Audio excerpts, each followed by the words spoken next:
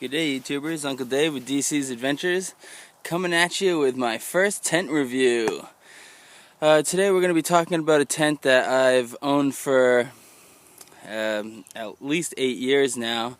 I really like the tent. I haven't used it very much the last couple years because I've really been experimenting with the sill nylon tarp.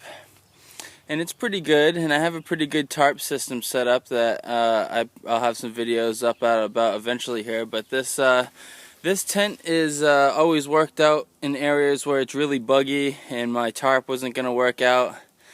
And I used this just for many years before I even discovered a tarp. The tent we're looking at today is the Eureka Solitaire. It's a solo one-man bivvy style tent. It weighs 2 pounds 9 ounces when you take it down to, I guess, its most basic. And it can probably get a little lighter than that if you are making your own tent stakes and stuff while you're out there. This right here, this is basically how big it comes. You can see the package here. But I have it more compact, and if you put it in a compression sack, this thing gets to like this big.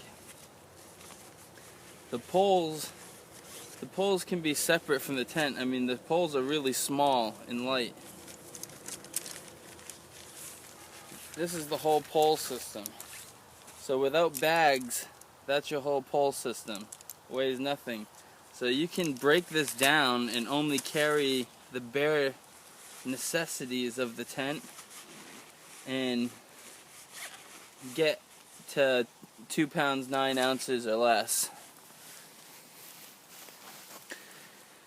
The tent itself definitely is it's only like 1.5 feet, 2 feet off of the ground at its highest point. You can't really sit up in it. You can only kind of do laying down and the bedtime stuff. There's really no room to like get changed and do all that. So I'm actually going to be incorporating this tent with my tarp system, at least during the summers when it's really buggy. I'm in Maine. It's the mosquitoes and black flies are so thick that you have to have some sort of netting or some sort of bug bivvy, which when I open this tent up and show you guys all the features, you'll see what I mean. I'm going to be using the bug bivvy part of this with my tarp system. It's a cool little tent. I've traveled many of the national parks on the west coast with this tent. I have some of it labeled on the tent itself. As far as condensation goes, this tent, if it's cold and moist out and you're set up with that thing all buckled down because it's been raining, as long as you have the sides flared out as much as they can to get the breeze up and under it, and I always sleep with my face really close to the opening on the bottom. If you do that, you can breathe out and you won't get so much condensation, but this tent does condensate a little bit, and down by my feet I get condensation. Most of the places that don't have netting, you get a little condensation with this, but not too much. Well, I guess let's go to setting up the thing and take a look at all the great features that's on this tent.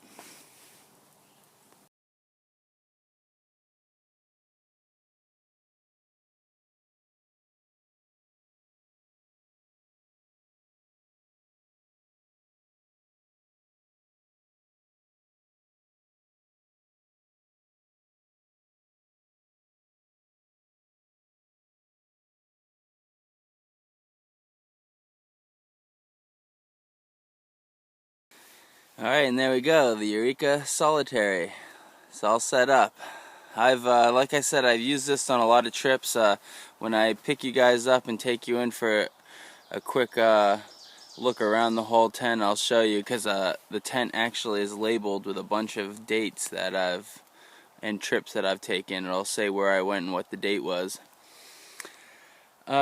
It's a great one-person tent. It can get kind of small, you can't really change in there, you can't sit up, you can just kind of do the lay-down type situation, but it has full bug protection, and I've been in some pretty heavy rain in this thing and not gotten wet. The only time I've gotten wet was on the last time I used this, which was in the back country of Yosemite, and it snowed about a foot, and that thing's only about 1.5 feet off the ground, so it just became a full snow tunnel around it, and as the snow melted, it became a puddle underneath me, and eventually I rolled over into the puddle. It was awful. And I had to pack up in the middle of the night. I didn't even have a headlamp. My headlamp died and wouldn't work for some reason because it got wet, and I ended up doing it all by candlelight and then hiking 7 miles back to the valley. It was an interesting night, but that's the only time it's failed me, and I've hiked in Maine, in deserts, in alpine areas. I've taken this in a lot of places, so it's a pretty reliable tent, and you can get them for like $79 right now. This was $99 when I bought it, but I bought it when it was brand new. I mean, this had just come out on the market when I got it. It's like 7, 8, 9 years ago maybe, or yeah, I don't know, a long time. Some of those dates on there say 2008, and it's 2015 right now. So let's get a couple different shots of the entrance real quick, and we'll open that up and take a look at that. Alright, here we are at the front of the tent here. You can tie these 2 points, come off. You can tie them separately or together. I usually pin them down with one stake together. Unzip it, and this folds back.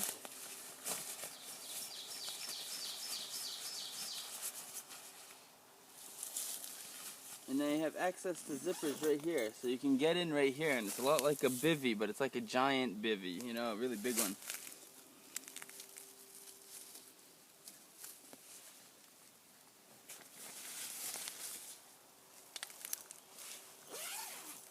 See? Slide in right there. So that's the front entrance and how it works. It's pretty cool. Works pretty good, and that's the way I usually enter it if it's bad weather at all, which I'm always getting rained on when I'm hiking, but on the rare occasion that it's nice weather, you can actually take this whole thing off, the whole top. The whole top is just kind of like a tarp cover. Sadly, it doesn't come completely off. This is the only thing that I don't like about this tent, is that this top should come off completely, because the reason why I took this out of my storage unit and started using it again is because I'm planning on using just the inside bug area as a bug bivvy with my tarp system. And then I can still have my tarp and have a lot of room to move around and camp under, but then have full bug protection at night. So let me get you guys on another shot, and we'll roll the top off of this and show you what it looks like with just the bug bivvy. Alright, here we go. I'm going to go and unroll that. You guys probably won't be able to hear me very well because the sound is at the camera right now.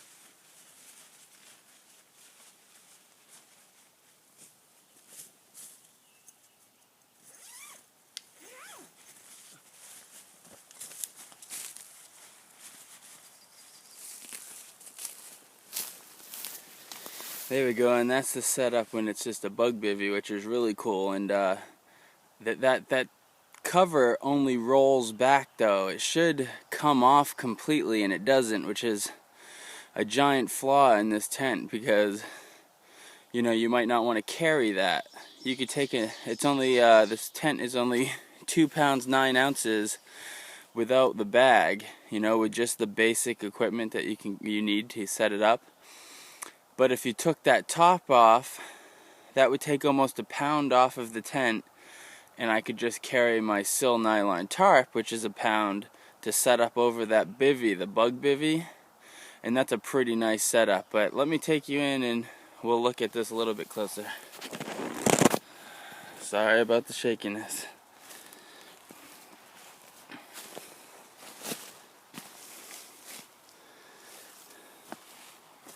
Pretty big, and I mean, I'm 6'3", and I definitely, the bottom of my sleeping bag gets a little wet from condensation from hitting my feet against the end, and but my head doesn't really touch the other side, which is nice.